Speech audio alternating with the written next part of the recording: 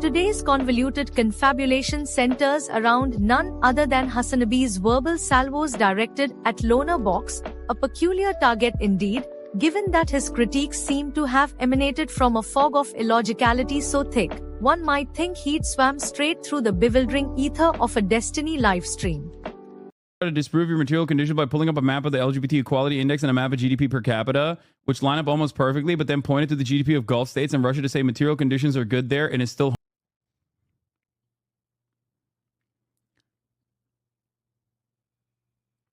What is this argument, dude? Like, why is Lonerbox trying to be like defend Asmongold? What a take! Like, I thought this guy was like somewhat normal. What has happened?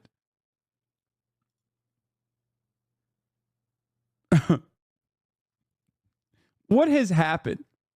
Yes, brother, you're right. There is spiritually something wrong with Muslim countries and Russia. Okay. Also, material conditions in Russia being good is funny, but you know.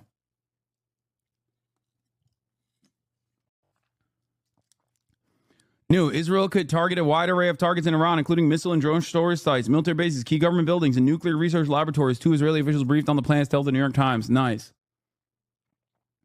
Why mention Lonerbox? I don't know. I don't know how.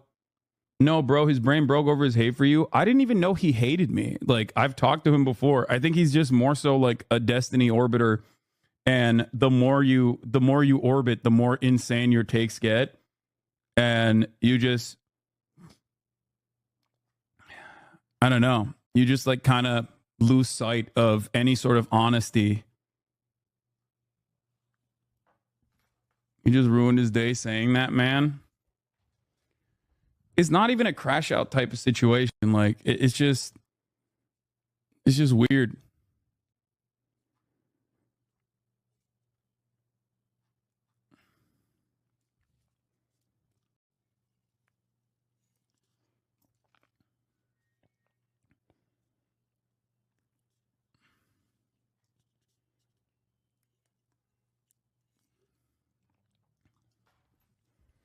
Something the boys bring up in Blowback Season 4 is that Islamic fundamentalism is as American as apple pie. It is true. We support it and help spread this right-wing reactionary ideology in the region. Yeah. But isn't it funny? Isn't it funny how we spread the site? Like, even the is like a literal holdout from Western colonial exploits in the region.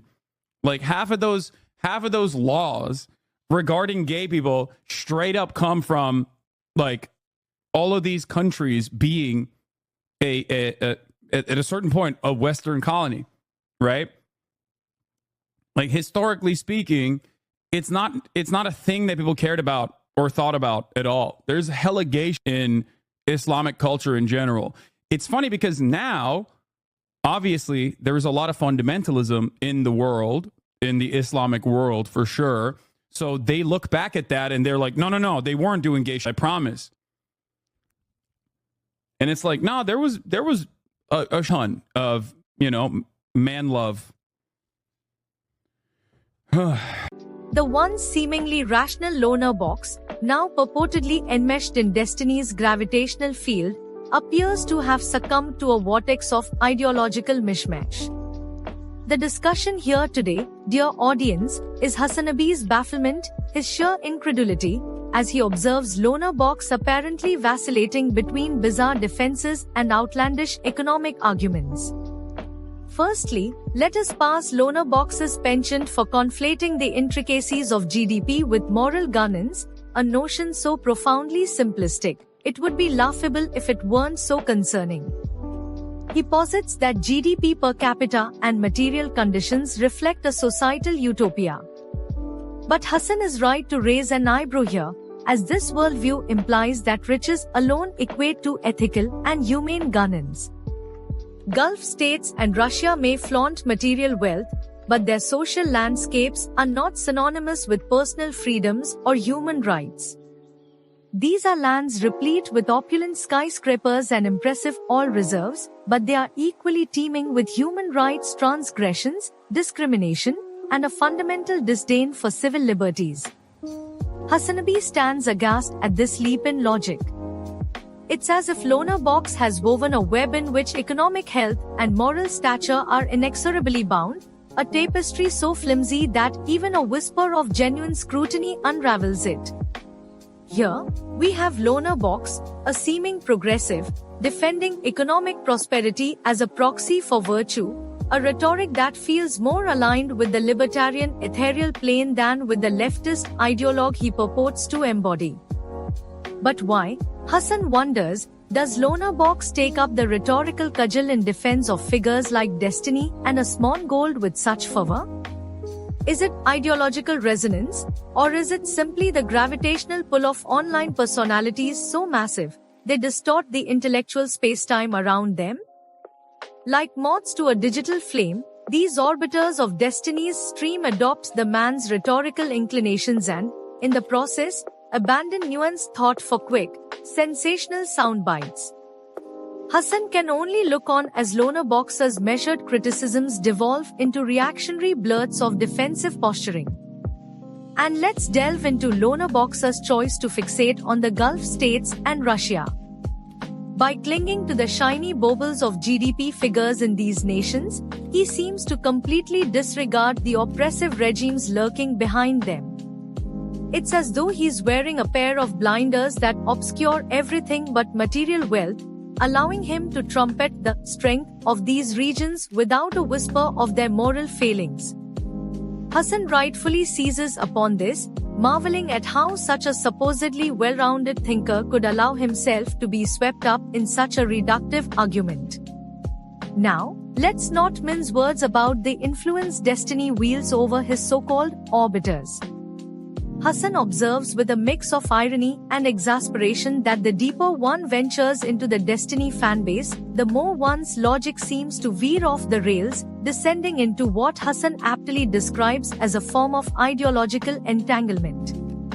Hassan seems bemused, if not slightly horrified, by the phenomena of seemingly rational creators morphing into mouthpieces, parroting Destiny's talking points without critical reflection, as if their ideas are transmuted by mere proximity to his live streams. Moreover, Hassan can't help but notice Lonerbox's attempts to dredge up the colonial past to justify present-day policies in Islamic nations.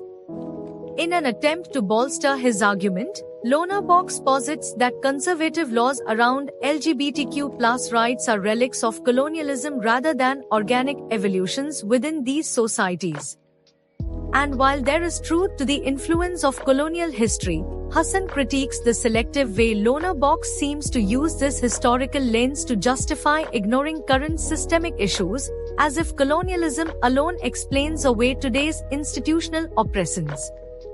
And, oh, the irony! Lonerbox dismisses the cultural acceptance of LGBTQ+ relations that existed historically within the Middle East and other non-Western societies. He glosses over a nuanced history where sexual and gender fluidity were often more accepted than they were in the Western sphere, erasing these facts in favor of painting an unrecognizably monolithic image of Islamic societies as eternally regressive. Hassan's incredulity cannot be overstated. Lonerbox, enraptured by Destiny's influence, seems to conflate his arguments with those of conservative reactionaries. The discord is amplified as Hasanabi considers Lonerbox's insistence on defending positions that feel so alien to his previous stances. Watching Lonerbox's transformation from a commentator to an ideologically malleable Destiny disciple is, to Hassan, an exercise in tragic hilarity. This peculiar relationship underscores the strange dynamics of online commentary, where the more entrenched you become in a certain orbit, the more your independent thought erodes. Hassan's final conclusion on this social media spectacle is an exasperated critique of the logical inconsistency and selective moral compass that Destiny's followers seem to adopt. He watches, astounded, as Lonerbox trades in genuine arguments for rhetorical tricks, forsaking the intellectual honesty he once seemed to value. To Hassan, it is emblematic of a greater issue, the intellectual decline that results from repeated exposure to reactionary discourse, as personalities like Destiny normalize argumentative shortcuts over rigorous critique.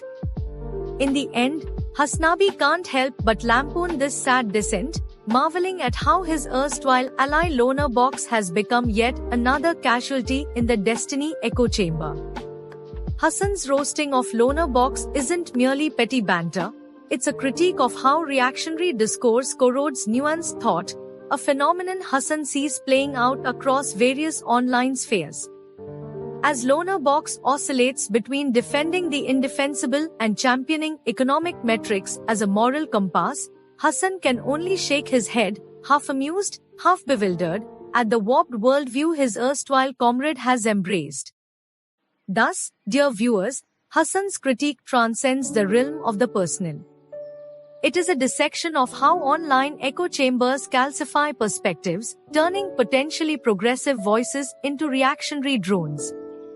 Hasanabi's roast is not just a takedown of Lonerbox's bizarre takes but a warning to all who enter the digital sphere, remain vigilant, for in the gravitational pull of larger personalities, one's intellect may vanish faster than a meteor falling from the stars.